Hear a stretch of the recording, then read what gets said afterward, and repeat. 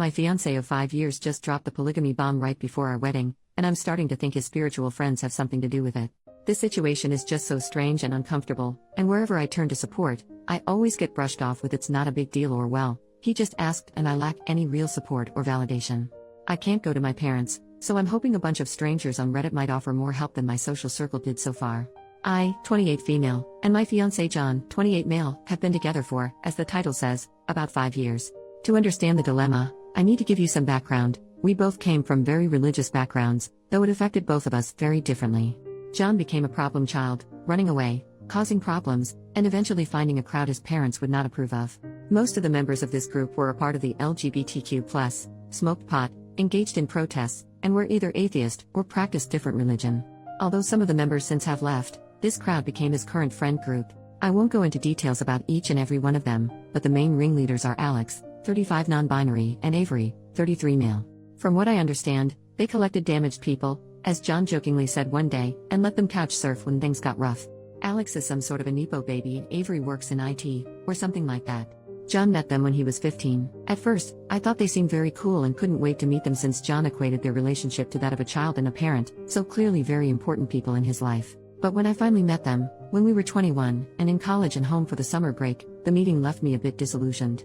Alex was catty and had snide remarks since I wasn't LGBTQ+ or anything, at most bi-curious, and Avery treated me like a child, but John said they always need to break new people in, so I tried to think positive and did my best to impress them with what I was studying and what my plans for the future are, both regarding me personally and my relationship.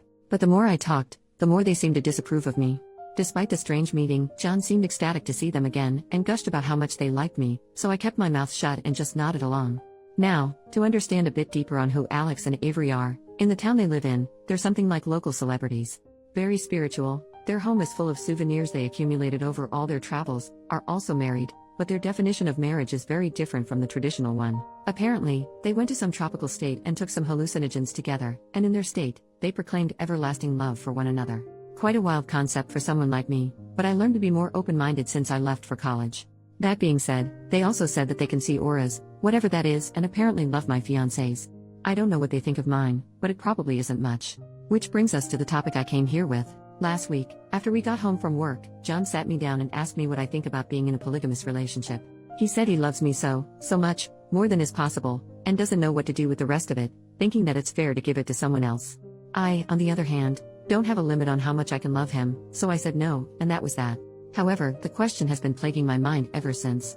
If you knew John just a fraction, you'd know he researches about things long before he actually commits to anything, any lifestyle or relationship changes, whatever.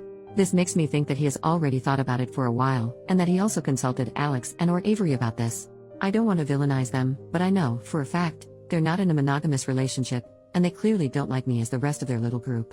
Again, I don't want to point fingers, and I won't ask John to show me his messages with them unless I have solid proof that isn't just a gut feeling, but I just have this horrible feeling that they, somehow, pulled in John. There's no way he just thought about it suddenly on his own. 5 years of relationship, and the idea of non-monogamy was never brought up, and now suddenly, just as we're about to be married, he brings this up? I don't buy it one bit, but I can't just go ahead and confront them now, can I? I just don't know what to do. I feel stuck. At home, I pretend everything is fine since my group of close friends told me that I'm just overthinking, and I believed it for a while, but whenever I look at John, all I can think of is, he thinks there's a cap on how much he can love me, and he wants to love someone else. I want to deal with this, but I don't know how. If I bring it up with John, he'll just brush it off as well, or he'll think I'm cheating or don't trust his friends. I worked hard to get their approval, and I know for a fact John shares everything with them. He wouldn't keep this for himself. I just hope that someone here can give me pointers on how to proceed. Thanks. Update. I figured I'd update when something major happens, and I think this is it. But before I get ahead of myself, let me fill in some blanks in my story. Me and John came from similar backgrounds, but my family was a bit less strict, allowing me to go to college since I had great grades. The plan for me was to move back after getting a degree, finding a job, a husband, and living the traditional life, which, obviously, didn't happen because I met John, who literally changed the trajectory of my life. After a year, I switched from my first major to one I liked more, and it's been a while since I contacted my parents. They didn't approve, of course, but with John's help, I didn't give in to their demands to come back. Now they know I'm getting married and are invited, but the last time we spoke was about 2 months ago. John has completely no contact with his parents since 18. I didn't talk about the friend group in more detail at first since I didn't think they were that important, but they do like me. At first, they were obviously a bit unsure since to them, I was a cishet white passing woman, but they warm up to me and I'm proud to call them my friends. The only people who didn't fully accept me are Avery and Alex, and since me and John got together officially, they tend to call me the wife in this strange, almost derogatory manner. It's not an important detail, but it gets on my nerves. Lastly, John is aware that opening up the relationship would lead to me being intimate, physically or emotionally, with other people, but he said it's a great chance for me to explore my bi side, though I haven't expressed the desire to really be with a woman in a committed relationship of that magnitude. Now onto what happened. I shot a message to John 2 days ago that we need to talk. He works from home, I don't, so as soon as I got home, we sat down to have an in-depth conversation about his proposal. I think he knew what it's going to be about and I had the feeling he seemed almost guilty, but I ignored that and basically word vomited everything that's been on my mind. This is embarrassing because I wrote down most of what the comments advised and was prepared to have a mature discussion, but by the end of my easily 15-minute rant, I was in tears and he had to hold me, otherwise I'd crumble completely. The gist of what I said is that I'm hurt that he wants to screw other people and that he doesn't care that I'd screw other people too, that he believes there's a limit to how much he can love me and that I can't see where this all came from, that he just sprung this on me out of nowhere just a few months before we're to be wed. We tried to have a mature discussion, yes, but by the end, he was frustrated. He did apologize for making me feel less than, but said that my outlook on an open relationship is selfish. What it all boiled down to was that he feels he didn't have enough time to find himself before he committed to me, which is bullshit because he didn't show any signs of wanting more than I could offer. We were very happy throughout the 5 years. I really believed I met my soulmate. I realized that, since we were engaged, he seemed to talk more to his friend group, and by extension to Avery and Alex. Again, I don't want to paint them as these cartoonish villains, they're really interesting and all, but now I want nothing more than to scratch those self-absorbed, smug smiles off their faces. In the end, I demanded to see his phone, and he was shocked. We had a rule that we can see each other's phones, but we don't share passwords or anything since relationship is built on trust, and neither wanted to be a prison guard in the relationship. Nevertheless, he unlocked and handed over his phone, and I searched his messages, even deleted ones, and found nothing out of the ordinary. Then I checked the call log, and guess freaking what? Hours-long calls to and from either Avery or Alex. I was fuming, and asked him what the hell does he need to discuss with them this long, and mind you, these dated months back.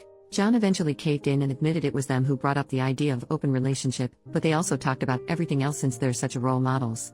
John admitted that he started getting cold feet a while ago and needed a safe place to discuss this. I guess I, his wife-to-be, am not safe? Please make it make sense. Why even marry me, then?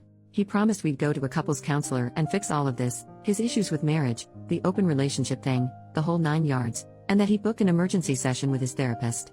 That he loves me and wants nothing but to be with me. It was late, so we went to bed. Despite how messy this all sounds, I was a bit more reassured by this. I genuinely love him, even if my post doesn't reflect that very well. Though many people said to just leave, I want that to be the last resort. I was willing to jump through hoops to make this work. But guess who's the idiot? This morning, I woke up to an empty apartment, and a message on my phone from John, saying that he needs a few days to think this all over and needs space. He didn't say where he was going or when he'd come back. I called and messaged everyone I know, but no one can tell me where John is. I told him that he either comes back home in 24 hours, or this is over. As you can imagine, I'm a wreck. I took the rest of the week off in between crying sessions and staring blankly into the wall. I obsessively checked my messages in hopes of someone telling me where John is. To be honest, if he's willing to put me through this, I'm not sure I want to be with him. How can you do this to someone you love?